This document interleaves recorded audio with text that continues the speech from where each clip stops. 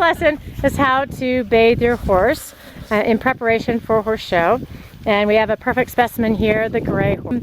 Ideally, you will have cross ties that you could put your horse in, or you can tie him to a nice big post like we have this horse here, and have a wash rack. And then what you'll need for your supplies, especially when washing a gray horse, is you need a bucket, big sizable bucket that preferably you use just for your shampooing. If you want to use the bucket then for water, make sure you rinse it really well. Supplies would be a nice shampoo of any kind. With the white horses, we tend to get bluing shampoo, and those are usually your purple shampoos. Here we have two examples. One is the Veteran White and Bright, and then the Quicksilver. That's special for the light colored horses. We also use Orvis, which is a large industrial type of shampoo, but for today we're using these two shampoos. You can also use a mane and tail conditioner. I'm not sure if we'll be using the conditioner today or not, and we're not going to focus on how to whiten a tail today. We'll use that in a separate video because we have a special technique for that. You'll want a big sponge, preferably a natural sponge or just a big body sponge there. And then you could use scrubbies. If you have a particularly dirty horse, you could use some sort of rubber hand glove or like a little rubber soft curry if you need it. We probably won't need it here because he doesn't have much coat. A sweat scraper for afterwards. And off we go. So we're going to first wet down your horse. And normally, well, if your horse is skittish about baths at all, you would start with the legs so scare them or get them upset before working your way up. Now this horse, you'll see, is quite adept at bath time and enjoys it quite a bit, so we don't have any worries giving this horse a bath. But unless your horse is used to getting their horses sprayed in their faces, you might want to just stick with sponging your horse's face to clean their head. But you'll see in a minute this horse, he likes to have his head washed. And when we wet the horse down, we get every part of the body. Under their belly, on their privates, we're going to get up under their tail, between their legs.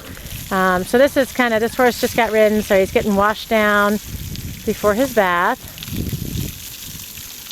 And for horse showing, especially if you have a gray horse, but for any horse, if they haven't had a bath in a while, we'll usually bathe them early in the week of the horse show, Monday or Tuesday. And then we'll bathe them again right before the horse show, because that first bath really just gets off the top layer if they haven't been bathed in a while. And of course, gray ones might need to be bathed more often during the horse show. Some are bathed daily, some just need touch-ups in the morning. We get the mane all wet, so everything gets washed when you're given a bath. And you'll see this horse is just fine with getting his head washed. He rather quite likes it. He likes drinking it too. Not every horse can do this.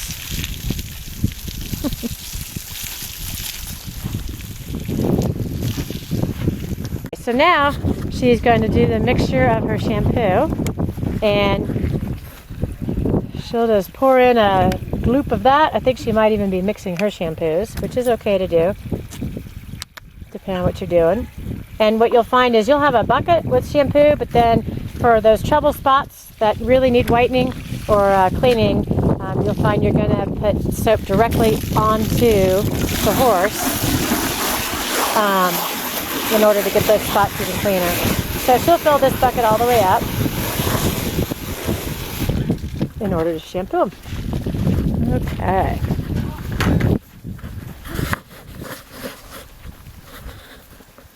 So just make sure your sponge is clean before you start this. Then you're just going to fill up, and it doesn't matter where you start. Just start scrubbing away. And she will soap every part of him.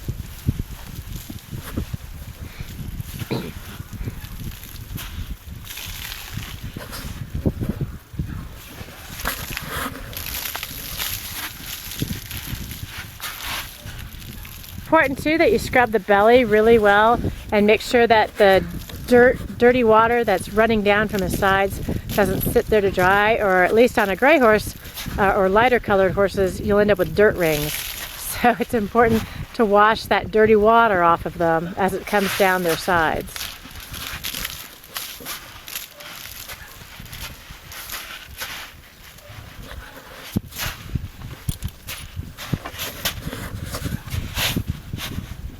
Another trick when your horses, either if they're gray or if they're a dark horse and they have white socks and stockings, even in the summer months, one trick to having really, really white stockings is to clip that part of their body. So if this horse had white stockings or markings, we might clip that part of their legs so that's really tight, because that helps their markings be a lot whiter. Of course, in the wintertime we wouldn't do that unless their whole body was clipped. Make sure you shampoo the mane. Like I said, everything gets shampooed.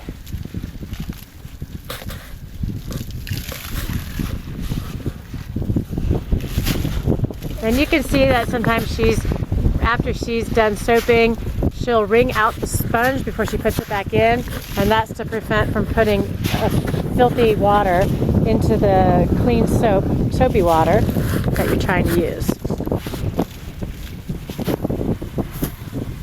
Don't forget the very top of their hind end, because sometimes it's a hard place to reach, and it's a great place to hold a lot of dirt.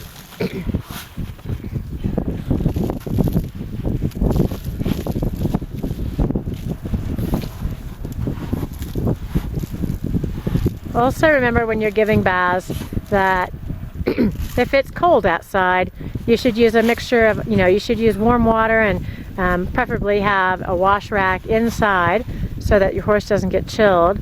And if it is cold after the bath and after you've sweat scraped them off, you might need to put coolers on them as they dry to keep them from getting chilled. You might even have heat lamps in your cross ties to help them dry. Now when you're washing the tail, for the first wash you can see she's just using her sponge and she's going down and she'll be rubbing. Later she might put some soap directly in it and rub her hands just together like this. And again, we're not doing a thorough whitening one, we're just doing a plain cleaning the tail wash here. There are techniques to get white tails very, very white, which again we'll do in a separate video. And you can see there's a black stain on the back of this horse's rear. That's going to be one of those places we come back and she's going to put soap directly on it in order to scrub that out. That's actually a streak from being in a horse trailer from the rubber pads on the dividers.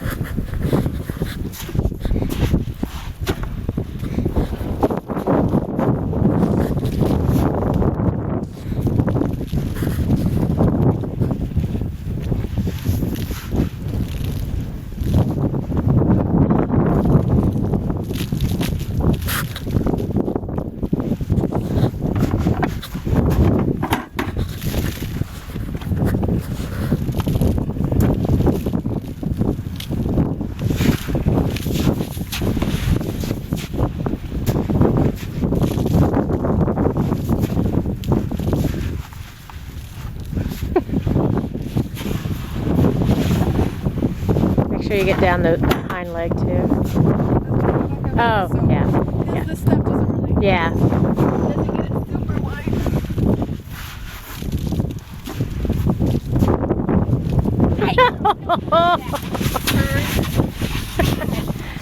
I love you. I love Nip. He loves that. I'm gonna have to be come to his house. He wants to taste her.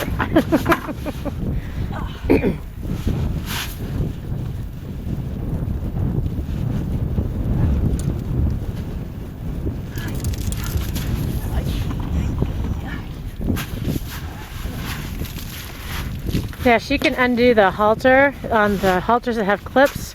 She can simply unclip that so that she can get under the halter for shampooing. Oh yeah, and it's grain. Oh yes.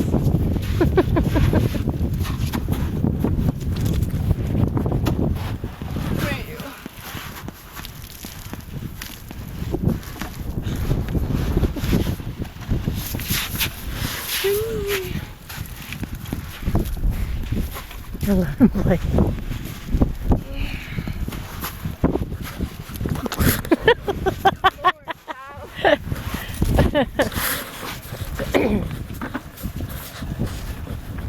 okay, at this point, she's probably going to rinse him now and then go back with direct soap to get the legs cleaner and any of the trouble spots to brighten and get rid of some of those stains. Now, it's really important when you're rinsing that you're very, very thorough, because leaving, dried soap on a horse is going to make them itchy and uncomfortable and can cause some skin reactions, if they have any sort of sensitivity. So when you're rinsing, make sure you start at the top and work your way down. And then always double check that belly and the groin area and underneath the tail and on the tail. Very important, rinse everything. And even though that mane is sort of dried, we know there's soap in there, so she'll be sure to get it all wet, and she might run her hand through it back and forth to make sure that she's gotten everything.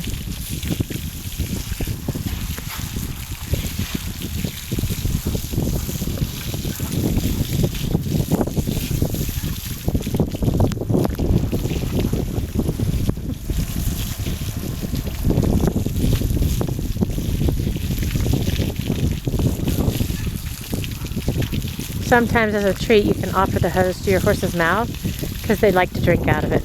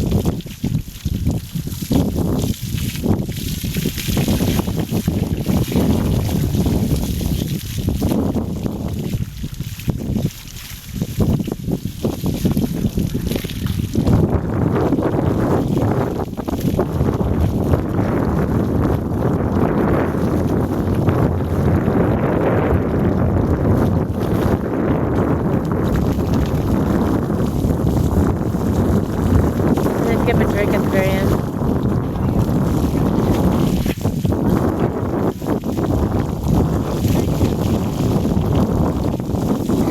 And if you don't want to get your nice halter wet, I suggest you have a halter that you use just for giving your horses baths, so you don't mind it getting wet.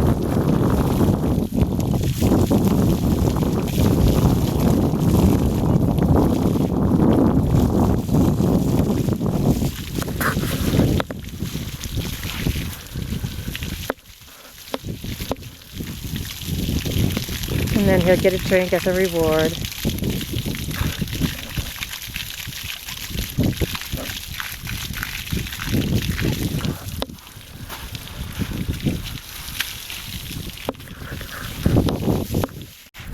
Let me just pick this back up real quick. Okay, so now she's going to go back with her Quicksilver bluing shampoo, and with just her hand, she'll put shampoo in her hand and put it directly on those spots that she wants extra white. The fronts of the knees, the backs of the hocks, all the way down the legs, places where oftentimes you'll have manure stains from laying down and getting back up. So we go extra hard at those trouble spots. And in the morning, if he laid down and got dirty, then we might go over with a little damp sponge with a tiny little bit. If you can't get the horse wet, you can take a damp sponge with a drop of bluing shampoo and just sponge over the trouble spots, and they will be just fine. It comes clean very easily, if you don't have time to bathe them again in the morning.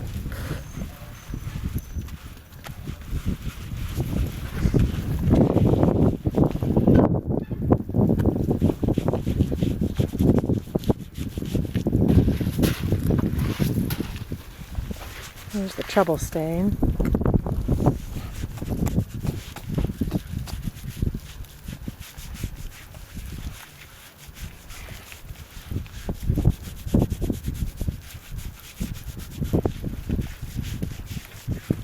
And you can see it working its way out as she scratches into it.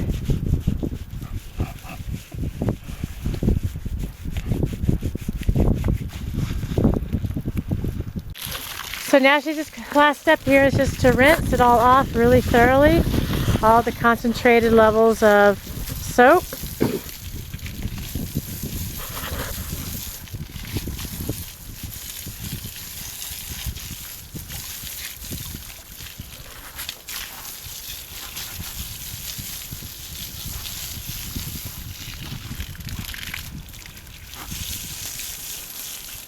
And you usually will need to run your hand over it to know when you've gotten all of the soap out, when it's on very concentrated.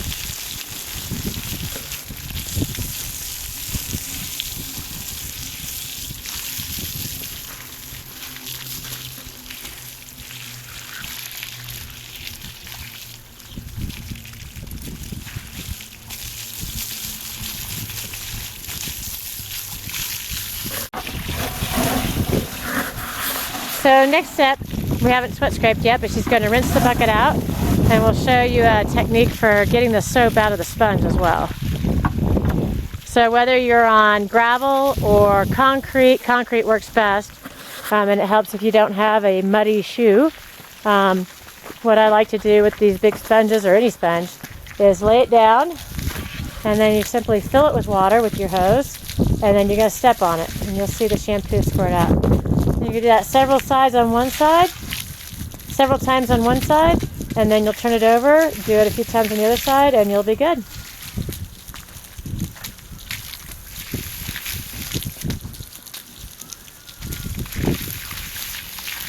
There you go.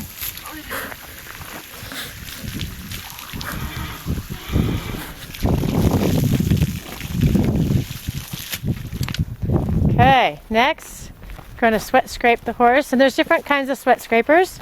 There's your long plastic ones. We'll show you that in a second here. There's old-fashioned metal ones. There's your shedding blades, which has a smooth side to it. We're just using a plastic one. There's squeegee style that look like windshield cleaners. But the sweat scrapers only work on the body. You start at the top, work your way down, and do the belly last, because it always collects all the water. And then we like to run our hands all the way down their legs so that they don't collect water, especially down in their fetlock region, which could cause problems in certain regions of the country and irritate horses if they have scratches and so forth. So we like to get all that excess water off, and then afterwards we'll even go over them with a towel to clean them off even more. Now we don't want to put him right in his stall.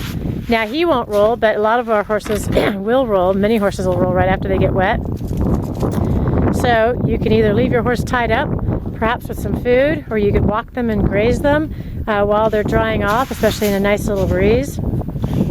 Of course, if it's cold out, they'll probably be tied up with coolers on in their stall, or in a cross tie, maybe with heat lamps, until they're dried off and can be let loose.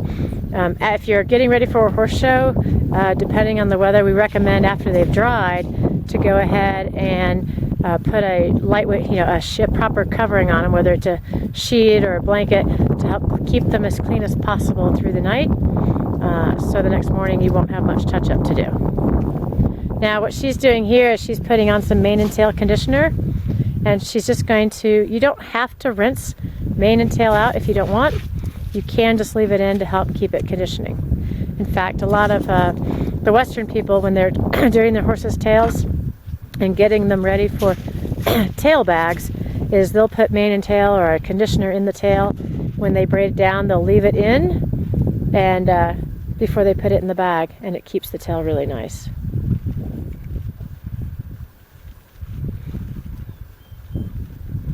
She's just working it in really well. Right. And that's all for our lesson on how to bathe a horse, and happy riding.